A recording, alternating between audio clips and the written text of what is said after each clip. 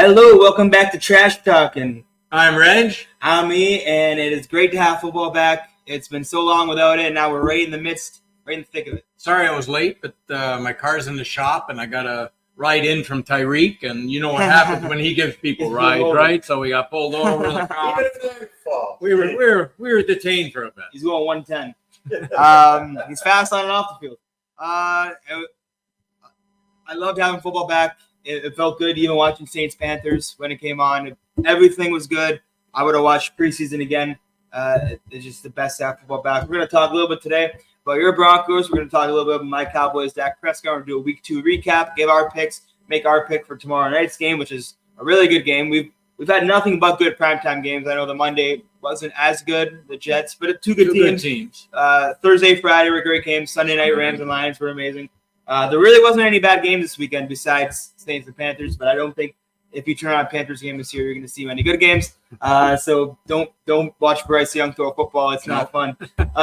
We are going to bring on Rob Spehar from the Spehar Initiative to come on and talk Broncos. We found another Bronco fan. No, there's not many. It doesn't happen too often. Uncle Nick, you, and now Rob's going to come on and talk. Because there's a lot of talk about Bo Nix, a lot of talk about with that young team, getting rid of that whole Russell Wilson situation.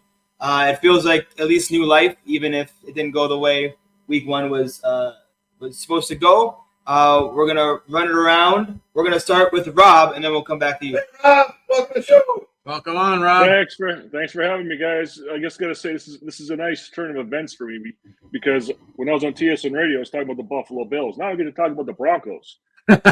This is good stuff. But we don't circle the wagons, though. We don't circle the wagons. Mile High salute. Let's go. Much better. So, were we confident? Is there when Bo Nix, game 1, obviously can't take too much into. He's a rookie quarterback, but he did have the most experience out of all these rookie quarterbacks coming out of college. What did we see when we watched Bo Nix Sunday? Oh, wow! As a Broncos fan, you got to be excited because you drafted a guy at number 12, thinking that this is going to be the future. And what can you really say? You're putting him in a position and going into Seattle on the road. You know, he looked great in preseason. You know, he looked calm, cool, collected. But now this is when it counts. So now you're going into Seattle, the 12th man.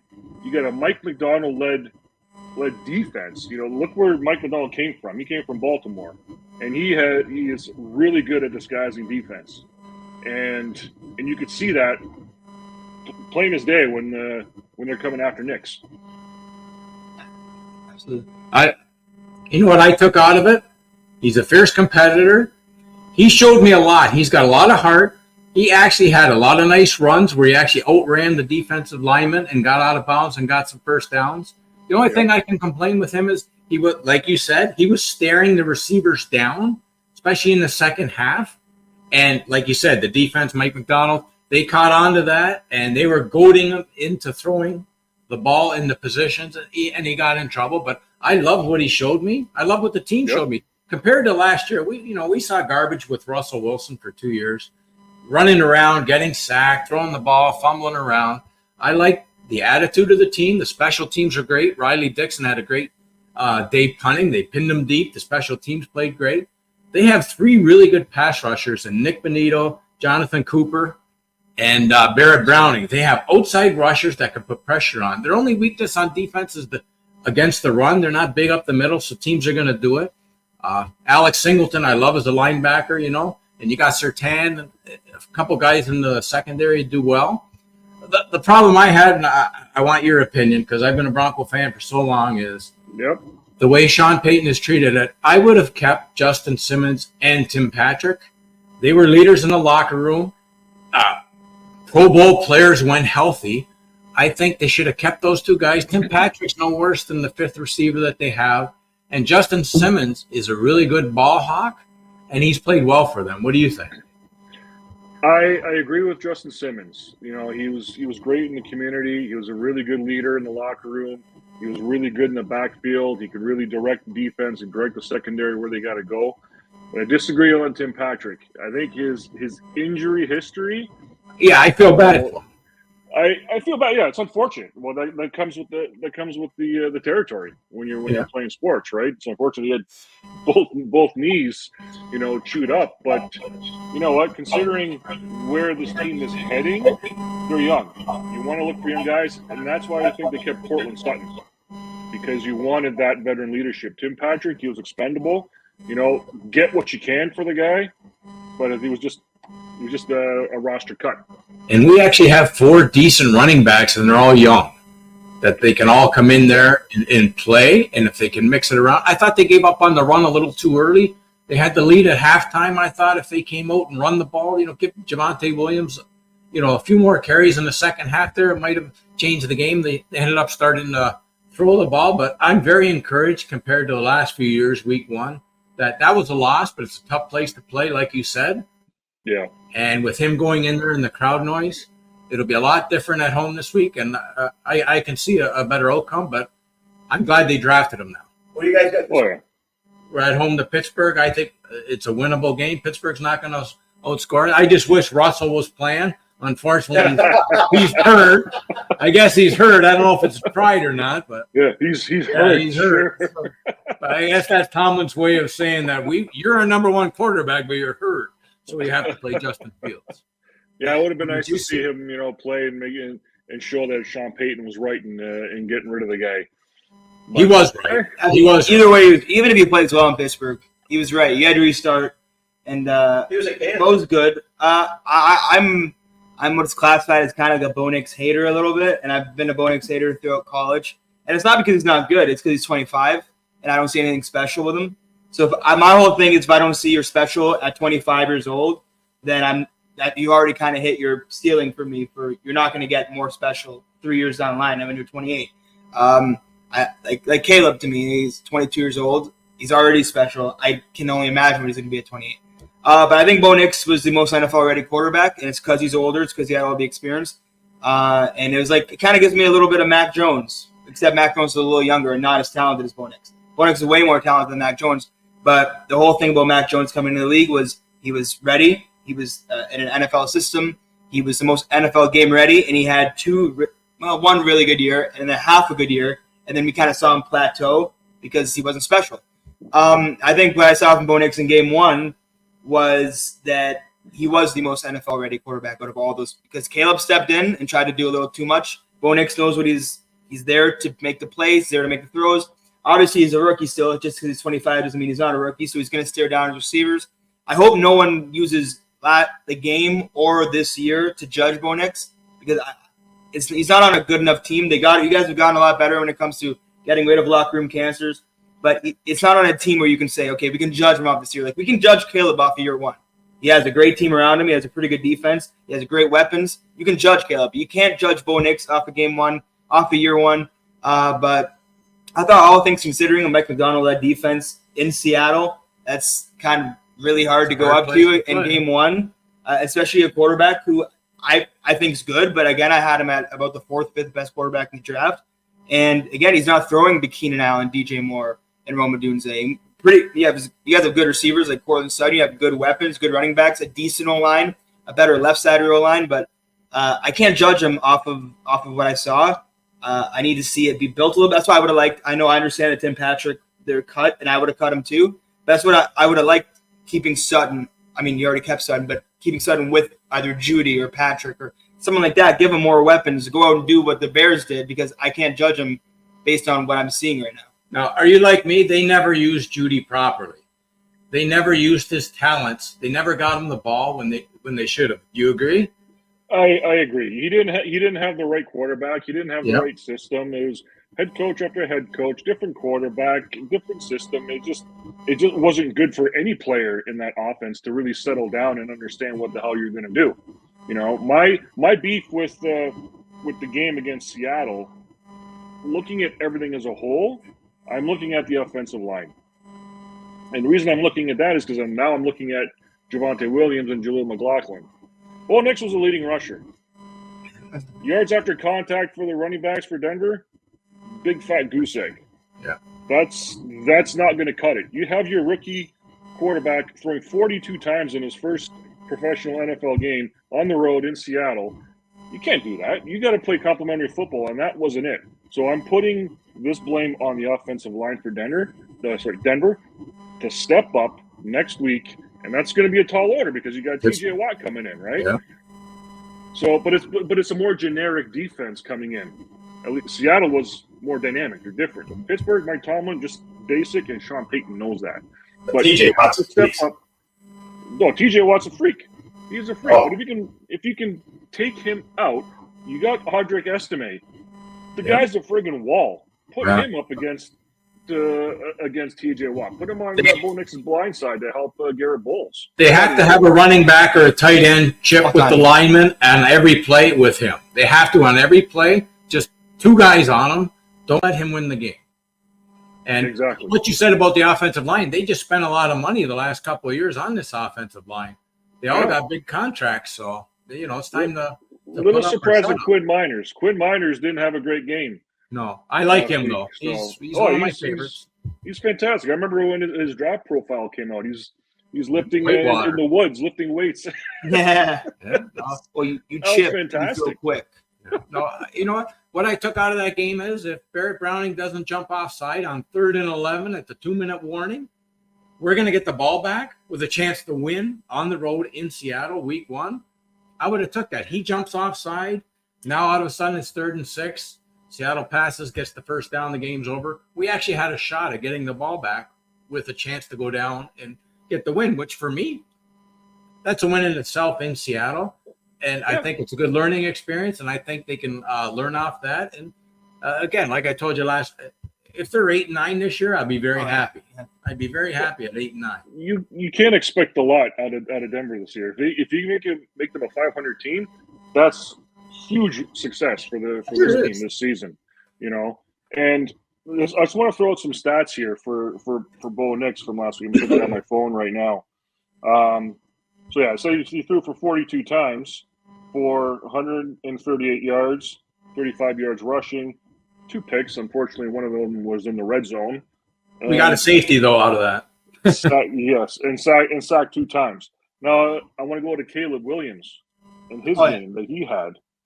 And he was 14 of 29 for 93 yards. DeAndre 30 yards rushing. Sacked twice. He's number 1 overall. He had Rome Odunze. He had Keenan Allen. At home. At home. And if it wasn't for that stupid pick 6 that Will Levis throws, that outcome would have been a little bit more different. Now, Caleb Williams does not have Rome Odunze. He's injured. Keenan Allen is shockingly hurt. Yeah, he's always hurt. So that's good for his TJ Moore fantasy owner, though. And now it's going to be interesting to see what he does. Who's he got this week coming up? The Bears are at Houston. That's a tough game. You know what I want Denver to do? Because I know on the road it was harder, but he threw all quick passes, 5 yards. They got the Franklin, the rookie. Oh, I love Franklin. Throw some deep balls to get the defense back. They pushed the defense up, which made it easier for Seattle. They didn't take any shots deep. You got to sort of keep on your toes, right? Yeah, well, that was the knock against Nix going into the draft. Yes. 2 short passes in Oregon. Wow. That's not going to transfer over to the NFL. It will. Do you remember when Tom Brady was dumping it off to Wes Walker for 5 yards and he runs it for a first down? Yeah. You couldn't stop that. No matter what you did. It worked. So it could work in the NFL. I'm not saying do it all the time. Yeah. But, don't be afraid to throw, more than 10 yards. Absolutely. But Javonte and Jaleel really have to step up their game and get going. You guys got to freaking. I like the kid from Notre Dame to get some carries, but he fumbles a lot. That's what scares me. He fumbled a few times in preseason. What do you guys got? And he fumbled again the other day where we picked it up. Yes, he did. Did you see his arms though? Oh yeah, the football next to his arm. Of course, he's going to drop it. Yeah, you can't cradle that. Yeah, that's right. The guy's a beast. You got a football coming out of your bicep. I think it's shut up for Sean Payton this year, though. He's got to improve the team, and he's making a lot of money to do $20 million a year. He's making a lot of money, but you got to remember that he's got a really, really young team. Yeah, not a lot of old guys on that team there, right? So he's got his work cut out for him, and I know he can do it. That's why he got Nix. Nix is his mental acuity when it comes to understanding plays. And Sean Payton's got like a paragraph Oh, for a God. play. When you call that in, you got to try to remember that in the huddle. Well, I'm so glad they didn't go with Stidham or Will. Or I would have been finished if they went with Stidham this year, because that's not your future, and neither is Wilson. So I'm glad they stuck with. And Nick's already 25, right? You throw him He's in their now. future, but yeah, You throw him in now. You're not in a position where, like, I don't know what the Falcons are thinking. They're going to play Michael Penix when he's 27. You're not in a position where he's 21. Let him sit. Like Bo Nix had right away when you picked him. You had to play him now. Let him get his feet wet. You can't Jordan Love 25. That's why it was really good for him. This year is going to be good for him. Even taking like the 2 picks, he's going to learn from staring down receivers. And it's a worse place for him to play his first game. It's also the best. It's only going to get easier. You're going home. You're not playing with the 12th man. You're not playing against Mike McDonald's defense, which just gave people fits last year in Baltimore. So it's good because Bo's good. And that's the only reason I'm not like a total Bo Nix hater. I've always had something against 24, 25-year-old quarterbacks getting picked because I like building. But he's smart. Sean Payton, they compared him to Drew Brees. It's a match made in heaven because Sean Payton brought Drew Brees to a totally different level. So if you guys can build a little bit around him, and that doesn't mean trading, that doesn't even mean signing. That means if you can build this year, Troy Franklin, who was his teammate, who was one of my favorite receivers in college, you can build that type of just the team maturing, getting better each week. You guys could go 8-9. I think go 7-10. It's a tough division. You have the Chiefs twice. That's probably you guys play them tough for some reason. We beat them last year finally. You guys play them tough second time, but. You can beat the Chargers. I don't think the Chargers are special. I think the Raiders are bad too. So, I have no reason to see you guys. You could go 4-13 though. Like that's my thing. I need to see more. I need to see. I think the team's talented enough to go 6-11, 7-10. But you got to see how Bo Nix progresses each week, especially. Here's a question. I got Denver's schedule for the next 4 games up here. So, yeah, they had Seattle. Now they got Pittsburgh. Then they're going to be at Tampa Bay in week 3. Then they're at the Jets. And then they got Vegas. So, by week 4, they could be 0-4, 1-3. Yeah, I think they will be. Do you start thinking to make a change? No, never. Do you put Wilson in? No, never. Listen, let him make his mistake. Let him make this mistake. They have 3 out of the first 4 on the road. And you got the Jets, who are very good. Tampa Bay won the division last year. And at Seattle, who's a very good team and a tough place to play. You keep playing them. Those other guys are not going to help you in the future. And they're good backups to have if Nix gets hurt. But that's all you want them for. Look at how many you have to play for the future. Look at how many other quarterbacks who started like 8 and 1-15. These guys start their career. They're not always going to, be 7-8 wins. Same with the kid with Washington. He's on a bad team. Yeah, you keep playing him. You let him. You keep playing him. I think the quarterbacks all showed on, like you said, on Sunday. They all had bad first games. That's to be expected. Yeah. I was Elway's first. Do you remember? Terrible. I was just going to say, I've got his stat right here. I say stat because it was very, very small. 1 for 8 for 14 yards. 0 touchdowns, 1 interception against Pittsburgh. That was his first game. Yeah. Right. And I'm sure that year wasn't good. I don't remember but because you guys you're not looking at it like I want to make the playoffs this year probably. What would be like a perfect season is obviously you don't want to start off bad, but you want to see around week 14, around week 13, 14, Bo Nix starts to look like that guy. He looks like a guy you go forward with. The team starts to get better. You always have those teams. Lions 2 years ago, the Packers last year.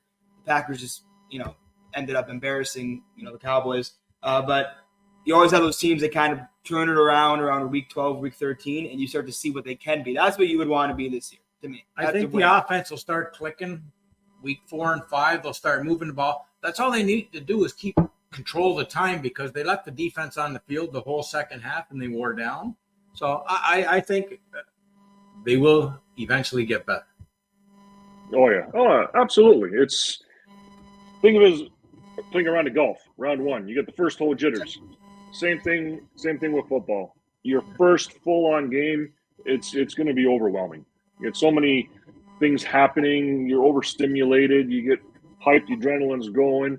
But what I saw on the sideline afterwards, I saw Cortland Sutton going up to Bo Nix and just kind of shoving him in the chest. Not in a bad way, meaning like, yeah, man, you got this. I'm going to follow you. Let's go. Yeah. We got this. We can do it. Well, I think you guys got your leader. I think the future is bright. It looks like you guys think the future is bright, and hopefully, I'm rooting for you. I rooted for him for you. I had him on underneath the Cowboy game, so we'll keep monitoring it. I'm going to predict the win this week at home in a low scoring. I think we can beat the Steelers. They shouldn't score on our defense, so I think we can win a low scoring game and give the fans something to cheer about. I'm going to go different. I'm going to go Denver win 24-13. Yeah, that's good. Yeah, I think next, he's at home now. He's going to have the support of the fans. I think it's going to be a different atmosphere, and he's going to want to show up for the fans to prove that, like, all right, last week was a fluke. This is who I really am. The only person I worry about on Pittsburgh, not the offense, is just one player, T.J. Watt. You take him out of the game, you beat him easy. Yeah, TJ and Minkah Fitzpatrick too. Yeah, but I think they can handle it. Well, it should be a good game. I'll be watching because T.J. Watt wrecks every offensive line, so I like watching T.J. Watt. But I'm rooting for you guys. Rob, thanks for coming on. Thank you for coming on. Again, Rob. Thank you. Thanks, guys. Thanks for having me. This has Hopefully been awesome we have you talking again. about Bronco football. We got some wind under our belt next time we see you. Call me anytime. Absolutely. Thank you. Well, we're going to talk about some other stuff. We're talking about some quarterbacks and contracts because that seemed to be a headline of the week. You had a lot of quarterbacks that had big contracts not showing up for their team. Obviously, we had one very Jerry Jones moment where an hour before kickoff, we got the news that Dak Prescott got signed. He's the richest quarterback in NFL history, $60 million. What do you think about the deal? My problem is about the deal, and you talk about it and you hear it all the time. It's the market. It's the market. Why should you pay somebody on your team what the market is worth if they're not better than the players that are making more money? Just because you're the next contract up doesn't make you get more money. Like, I don't understand it. The guy's 2-5 in playoffs, and they've had home playoff games, so it's not like they're always on the road, 7-point underdogs. He really has done nothing to be the highest paid player in football. The highest paid player in football should be Patrick Mahomes. He's won it all. Anybody else that's won it should be the highest paid. I think he's a great quarterback. I think from what we've seen the last few times, I mean, you got quarterbacks that are killing owners. You got Daniel Jones. You got Deshaun Watson. And you got Russell Wilson. Those are the worst contracts in sports.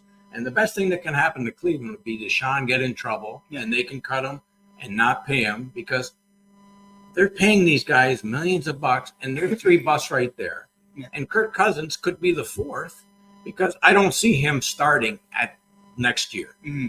They're already 0-1. They're probably going to be 0-3. They got Philadelphia and Kansas City the next 2 weeks. Yeah. You know the fans are going to be howling for Penix. So they gave Kirk Cousins all that guaranteed money for probably 1 year. Yeah. He's going to get $100-something million guaranteed for 1 year, basically, good deal after they drafted Penix. So the owners of Atlanta were stupid to do that anyway. But I just think the contracts are getting way out of hand. And I don't think at any position, just because your contract is up, you get more than what the last guy. It shouldn't work that. If I owned a business and you owned a business, and I gave my guy a raise, you're not going to say, well, next time I give a raise to my guy who does the same job, I'm going to give him more money because over there he got that much money. But if your employee hears about that other guy and he goes, I'm better than that guy, he's going to use that as leverage. They're not all better than they're just paying guys to pay them. But if you look at the Dak situation, like if I was Dak, I would look at the guys ahead of me, or Jared Goff, Trevor Lawrence, Jalen Hurts, and Jordan Love. And I'd go, I'm better than all four. But they probably won more playoff games. But you got to go back. Dak's won more than Trevor Lawrence, not more than Jalen Hurts, not more than Jared Goff, but more than Jordan Love, who just won his first. But he did get embarrassed. Yeah. So I would say 1 year. Jordan Love's played 1 year, and he's getting paid all this money. I'd be like Dak. I'd say I need more than that. So when Bryce Young's contract comes up, is he going to say, "Well, I'm more 65"? Well, you got to have some sort of. There's got to be some kind of logistics here that again, Daniel Jones, they had no reason giving him that money. The Giants were just stupid. They threw him $44 million. Deshaun Watson was stupid. They had Baker Mayfield sitting there in Cleveland, and they didn't think, Cleveland was 1-31 before Baker got there. The last 2 years before Baker got there. Yeah. He gets them to the playoffs in 2 years, gets hurt, he has a lot of problems, and they wash him away. Well, I feel bad. They give Deshaun all that money for all those massages, and it's backfired on him. I would have never seen this happen with Deshaun Watson. Like I don't know how it happened. So like I always say some, well, I not say that, but yeah, it's unbelievable to me how Deshaun Watson went for. I was talking to my friend the other day, how he went from one of the best quarterbacks in football and then had a 10-month suspension and went to the worst quarterback in football. He looks lost on the field. He looks like the worst quarterback. He looks lost. It's like a thunderstruck. That's what I was going to say. It's like a thunderstruck situation. I don't know if you ever saw the movie with Kevin Durant and the kid, and they switch powers. It's like somewhere there's somebody out there who can throw a perfect 20-yard out walking around. And Deshaun Watson's walking out here, and he can't throw it. Like, he has no confidence throwing the football. He threw an easy out to Jerry Jeudy for a touchdown, and I thought to myself, wow, I can't believe he hit that ball. There was separation, there was a 5-yard separation. I couldn't believe he zipped it in there. I don't know what happened. He will be the reason they don't make the playoffs. And it's sad when Joe Flacco, he did it. 40-something years Pitt old, Jameson is way better than what you're providing for $250 million. Jameis Winston will be in there in about 3 weeks. Dan Orlovsky said it. Yeah, you have to put him in. You owe the Cleveland fans that. The team's not bad. They have a very good team. The defense is good. When Nick Chubb comes back, they're going to be good. Cooper, Judy. I mean, they got Joku's out now. But Deshaun looks lost out there. That's weird. It is honestly embarrassing. It's very weird to me because it is, again, it's one of those things that he was one of the best quarterbacks in football last time we saw him before this whole situation. I don't know, like I remember Colin Cowherd talking about the Shohei Ohtani thing, the betting thing. He goes, this doesn't look like a guy who is guilty. He looks like he's playing free. Yeah. And it feels like Deshaun Watson is not playing free. There's something on his mind. I know that's not a very, I guess, almost real guilty. Way. Yeah, it's like, guilty. I know it's not a real way of dissecting what's going on in someone's brain, but it almost looks like he's carrying. It looks disinterested, to tell you the truth. It's really weird. It doesn't look like he's. I know we're supposed to talk about Dak, but it's for the past since I've never watched the Browns closely with Deshaun. I watched him closely when Joe was there. I thought that was cool. And I finally got to watch a full game, and he's skipping balls to players. Like, he's making throws that a normal, like, high school quarterback's going to make. It's very weird. I won't talk about it too long. I think it's really odd, though. But I will say that Dallas is going to get their money's worth for Dak. Dak's going to give him those 4 years. He's going to get him to the playoffs. And it's what happens after that. But they're going to win 12 games a year with him and with the team they have. He's going to give him the stats. That's for sure.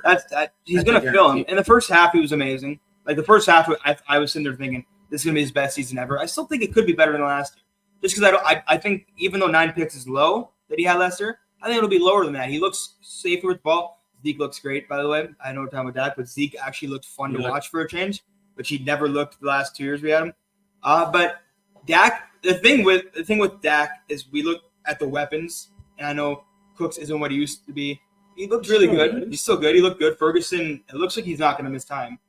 He might miss this week, which I would. It'd sit him either way. Yeah. But you need one really good receiver in the NFL, and Dak and CD have one of the best connections in football.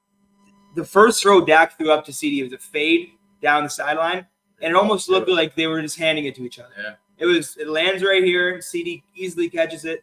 So those two have a connection. That's why I said actually I made a great prediction on here and a terrible prediction on here. I said the Panthers would beat the Saints, and they'd be surprising. They suck. I had Cincinnati to win easy. So I guess we both.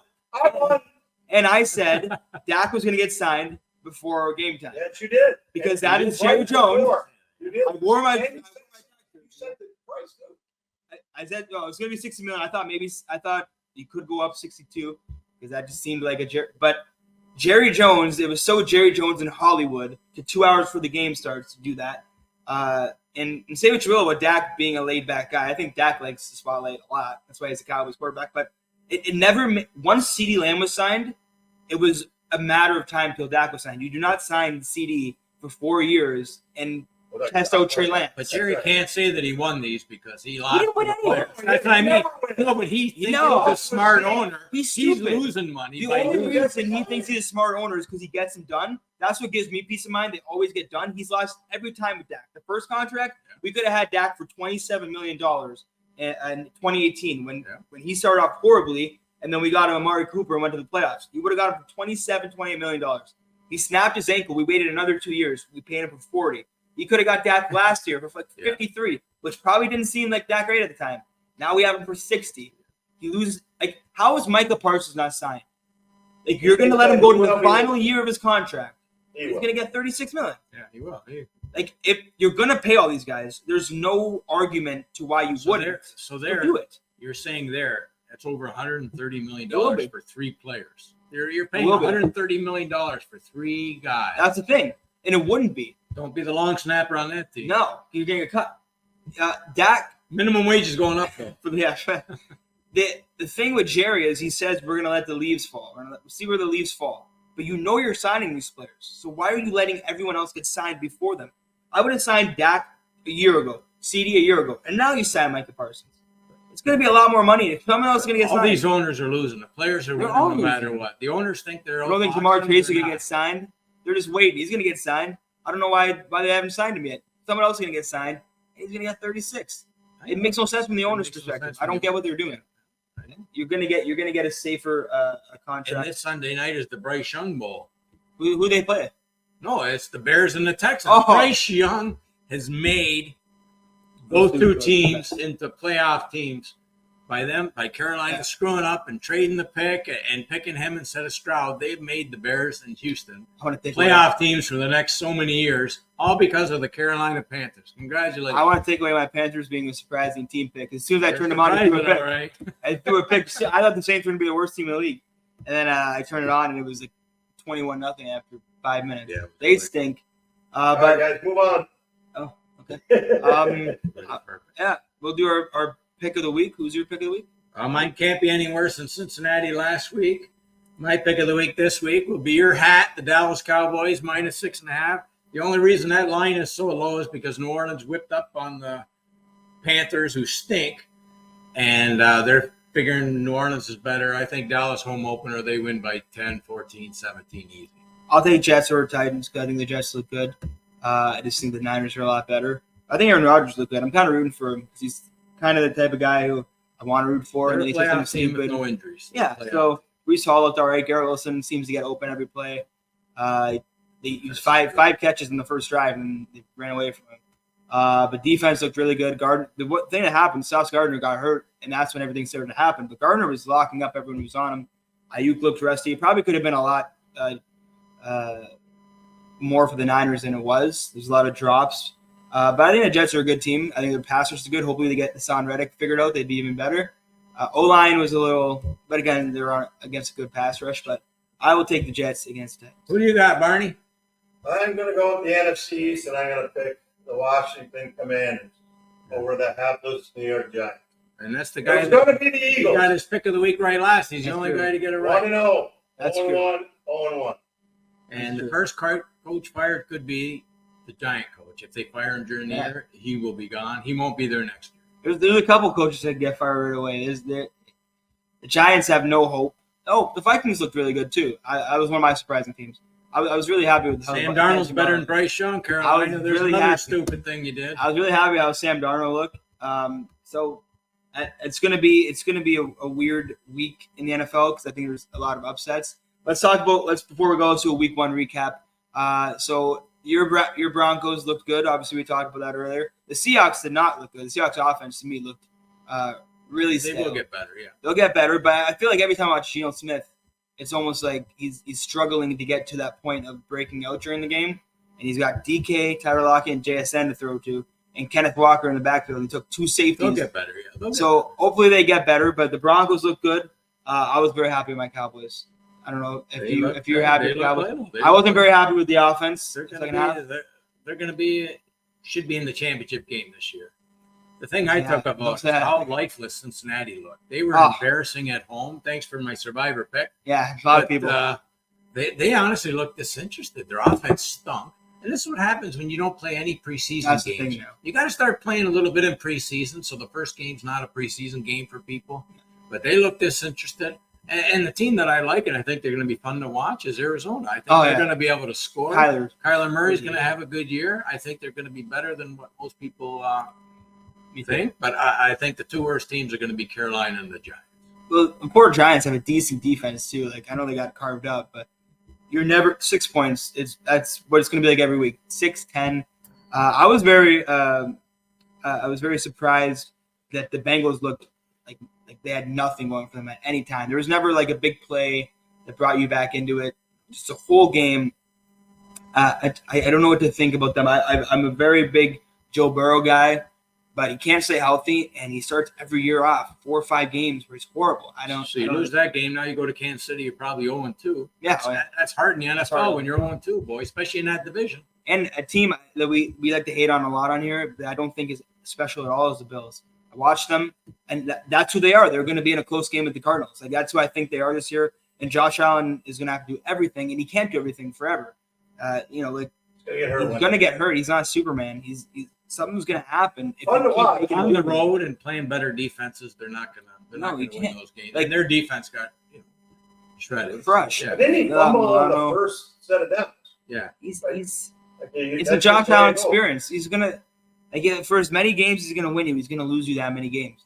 That's the issue. He's really good. Tomorrow night is a huge game for Miami, though. Miami need it more than Buffalo, so Miami's got to go all out. And they're a couple. Miami didn't look amazing. But again, like I say, after tomorrow night, Miami's got 6 home games left. So good luck. You got 6 out of 15 after. So they just barely they beat need the Jags. just more than Buffalo does. Absolutely, just for morale. So if they lose this one, Buffalo's got the upper hand. I don't see them catching the Jets or Buffalo. I hope not, because I hope the Dolphins win. I like to see it to be a competitive division. Where is it tomorrow night? It's in Miami. It's in Miami. So they're in Miami. Who's gonna that's the thing on defense. You used to have the 2 safeties, Hyde and Poyer, that could cover ground. Now you have DeMar Hamlin starting. Yeah, it's not a good safety, and now you got Hill and Waddle running loose, and Tua in the regular season is a great quarterback. So it's going to be interesting tomorrow night. Before we go, let's make our pick for tomorrow night. Who's your pick? I got to go with Miami, but I think it'll be a close game. But I don't trust them, but I'm going to take them, figuring they're the team that needs it the most. I'm going with the Dolphins. I don't know why. Just think they're going to beat them. That's what I want. I'm going with the Dolphins. I don't think anyone can touch Hill. And I don't think it's a bad thing that Moster's out. I think Chain needs to take a lot of the carries. I know he didn't have an amazing game. He had a good game, a decent game. But you give him more carries. When we saw him before injury last year, he was dynamic. So give A-Chain the ball. Give it to Waddle and Hill in the flats. The defense is shredded. Have a spy on Allen always. The Dolphins' defense is not good. But spy on Allen, shut him down. He's the only guy you have to worry about now. You don't have to worry about Diggs. You don't have to worry about, I know Gabe Davis wasn't much, but Gabe Davis. You have to worry about Keon Coleman. That's the only guy. And he's a rookie. So watch the run, watch James Cook. Spy on Allen. Offensive line isn't anything special. I think Buffalo's a way better running team this year. Absolutely. They should lean on that. Lean on James Cook. Lean on. And don't lean on running Josh Allen. Lean on running your running back. Cook is a good running back. Joe Brady loves to run the ball. I think you got to lean on him. So we all take Dolphins. Last week it was a sweep too. Who did we take last week? For the Friday night? We did the Friday night game. We did. We did Eagles. Yes, we did Friday night. Eagles. Okay, let's see how we do. Hopefully, my pick of the week isn't as bad as the Panthers. Mine can't get worse. No, mine can't. By the way, we said tomorrow night's game. This is aired on Saturday, so we mean Thursday night's game. Yeah, we'll see. Yeah. That's all right. We tape it early. It's gonna be partly cloudy tomorrow. Yeah. All right. We'll see how these games unfold. Hopefully, they unfold in our favor. Thank you for watching Trash Talkin. I'm Reg. I'm me. We'll see you next time.